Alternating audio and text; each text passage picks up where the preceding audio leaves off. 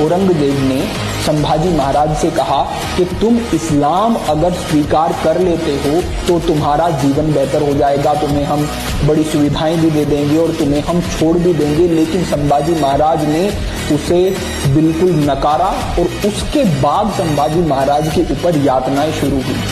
ये यातनाएं 40 दिन तक चलती रही, इस प्रकार से कहा जाता है। और इतनी यातनाएं कि आंखें निकाल लेना, इतनी यातनाएं कि एक एक नखून को खींच लेना, इतनी यातनाएं कि जीवा को मूल से खींच लेना, और फिर भी इस वीर योद्धा ने आ तक नहीं की।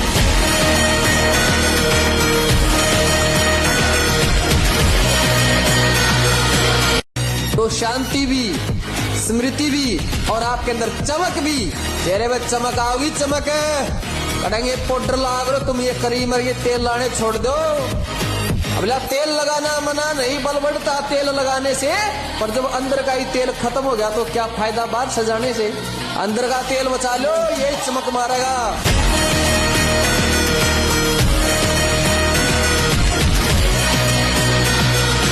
आप क्या हो अपने पड़ोस में रहने वाले लड़का से, गांव में रहने वाले, शहर में रहने वाले लड़काओं को देखते हो, यार शरीर बहुत तगड़ा है यार भाई, बहुत तगड़ी छाती है, अच्छे डोले सोले है। अरे भाई उसके अंदर ताकत नहीं है, पूर्ण रूप से नपुंसक है।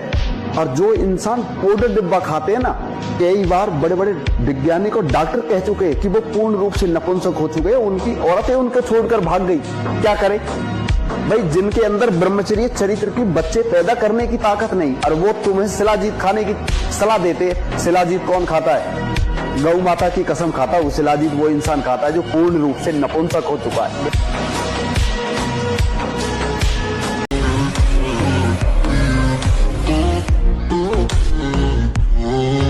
अगर आप बार बार फेल होते रहे तो आपका उत्साह खत्म हो जाएगा।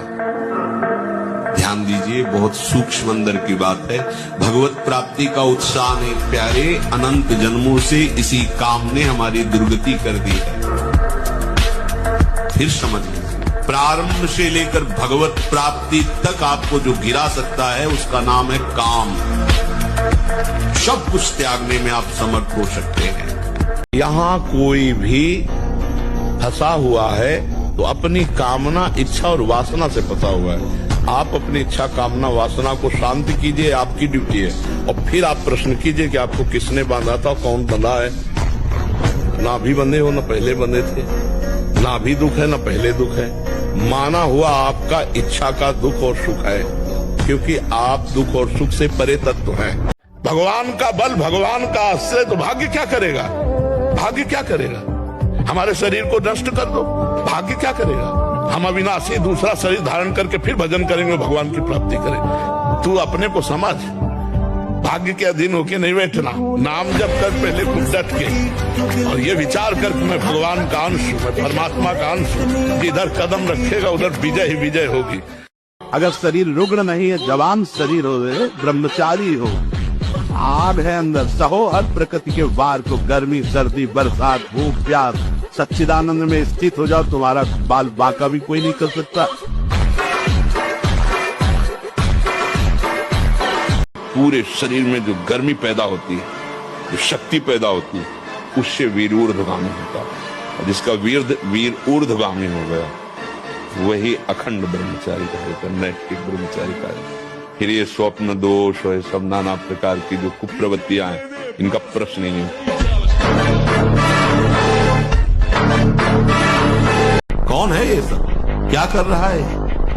हमारे कर्म बिगड़ते चले जा रहे हैं, भोगना पड़ेगा। तुम्हें एक अवसर मिला है, निकल जाओ इस महान प्रचंड माया के जाल से।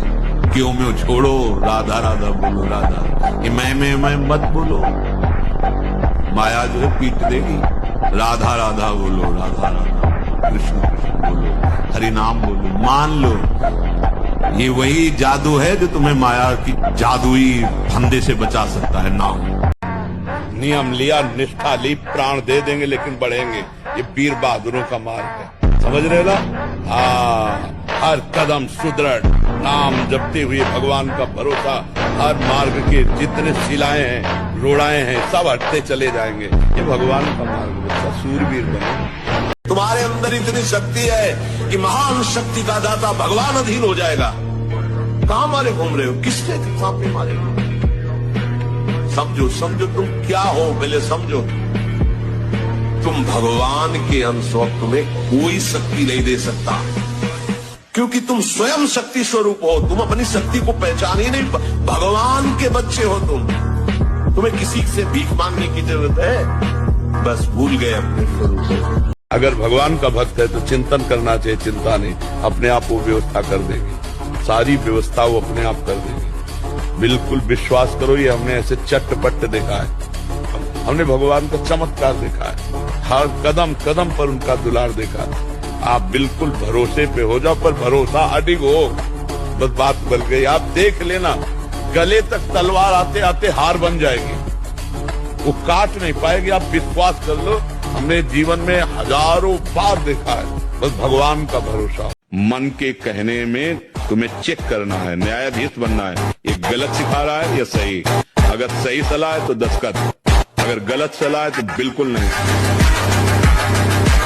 ये घी दूध पीने से नहीं होगा ये बादाम चबाले से नहीं होगा। सबसे बड़ा पौष्टिक आहार जा रहा है, राधा राधा राधा। ये जो रस बना ना, और ये जो जा रहा है, ये आप में उस सामर्थ्य पैदा करेगा कि आप हर विकार से लड़ सकते हैं। ये लोगों को भ्रम है कि नाम जपने से रोग नहीं आता है, सामर्थ्य नाम में। नाम जप से बेपरवाही आती है, हर कष्ट सहने की उमगन होती है। वो हर कष्ट सहता हुआ, वो आनंद में मगन हुआ, हर कष्ट को रौंदता हुआ नाम जप करो और चिंता मत करो। धीरे धीरे आपके अंदर ऐसी जलन पैदा होगी, ऐसी घृणा पैदा होगी गंदे आचरणों से, भूल कर कदम नहीं रखोगे। अभी क्या है, हम अंदर बाहर से तो सुना गलत है, कुछ मानते भी है कि गलत है, और अंदर से बड़ा मीठा लगता है, इसलिए हम छोड़ नहीं पाते कोई भी व्यसन, कोई भी गंदी बात। जो हमारे अंदर सामर्थ्य है वो विषयों की भूख से छीन हो गई, जल से पुनः हो जाकर 2 महीना सच्चाई से ब्रह्मचर्य रह के देख लो। 2 महीना अगर आपके जैसे गिलहरी नहीं टिलटिलाती हुई, ऐसे पूरे शरीर में ऊर्जा शक्ति आपको दौड़ती नजर आएगी। ब्रह्मचारी के पैर ऐसे पड़ते हैं जैसे आग में कोई चलता हो। आग में कैसे चलता है, ऐसे उसके पैर पड़ते हैं। ओज तेज ब्रह्मचर्य। तुम्हें ऐसा मजबूत तैयार होना है कि किसी की प्रशंसा और किसी की निंदा तुम्हारे कदम न रोक पावे, असफलता भी तुम्हारे कदम न रोक पावे।